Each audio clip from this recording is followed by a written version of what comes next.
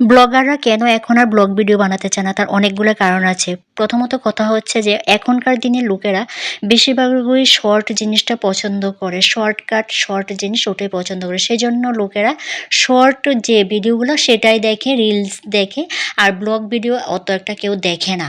আরেক কথা হচ্ছে এখন ঘরে, ঘরে কনটেন্ট ক্রিয়েটর, ব্লগার। কারটা রেখে কারটা দেখবে সেটাও তো একটা বড় কথা। কে কারটা দেখবে, কে কারটা কমেন্ট করবে, কে কারটা লাইক দিবে সেটা তো মানে দেখার পরে না ডিপেন্ড করে লাইক আর কমেন্টসের উপর। না দেখলে কীভাবে লাইক কমেন্টস দেবে?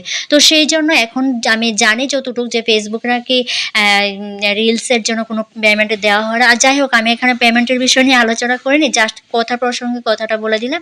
আর যাই হোক আমাদের এখানে হাপানিয়াতে একটা বড় একটা মেলা হয়েছে। তো মেলাতে যাবো যাবো ভাবছি, কিন্তু যেতে আর পারছি না। মেলাটা অনেক দিন থেকেই চলছে, তো না যাবই সেটা ভেবে রওনা দিলাম। কিন্তু যখন ছোটো ছিলাম মেলা মানেই হচ্ছে চুড়ি, আলতা, নেল পালিশ, লিপস্টিক, নানান ধরনের খেলনা, ওটাই মেলা। মেলা মানেই ওটা। এখনকার মানে এখনকার দিনে আমার জন্য মেলা হচ্ছে আনকমন কী উঠেছে, কী দেখতে পাবো আর কী খেতে পারবো, গেলেই কী খাবো সেটা কিন্তু একটা বড় ব্যাপার। তো মেলাতে গিয়ে প্রথম দেখলাম গেটের আগে যে এগরোল দোকান, এগরোল দোকানে গিয়ে আগে এগরোলটা খাবো, কিন্তু খেতে গিয়ে দেখি প্রচণ্ড ভিড়। আমার মনে হচ্ছে যে মেলার মানুষ বোধহয় ওই এগরোল দোকানে আছে।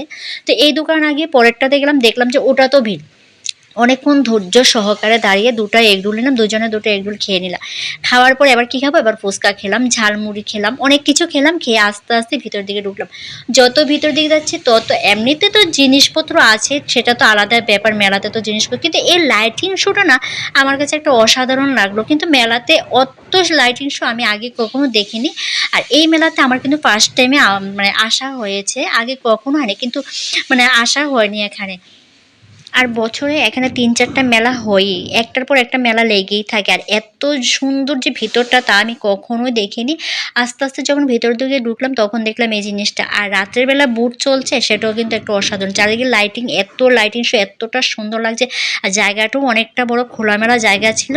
আর কি বলবো, তোমরা তো সেটা দেখতেই পাচ্ছ। তবে যারা, যারা এখনো এই মেলাতে আসোনি একবার হলেও এসে যেও। তবে ভিতরটা রাতের বেলা লাইটিংটা খুবই ভালো লাগবে এই জিনিসটা দেখতে। মেলাটা কিন্তু আমার বাড়ির কাছাকাছি, মাত্র ১০ টাকার গাড়ি ভাড়া। ওই যে গাড়ি ভাড়াটা কিন্তু বেশি না, কিন্তু আসবো আসবো বলে আসা হচ্ছে না। তো তোমরা কে কে এসেছো এই মেলাটাতে আর কে কে আসোনি? যারা যারা আসোনি তারা অবশ্যই কিন্তু আসবে। যারা ত্রিপুরার বাইরে থেকে দেখছো তারা তো আর আসবে কি আসবে না সেটা তোমাদের উপর ডিপেন্ড করে। তবুও একবার এসে দেখে যেও মেলাটা।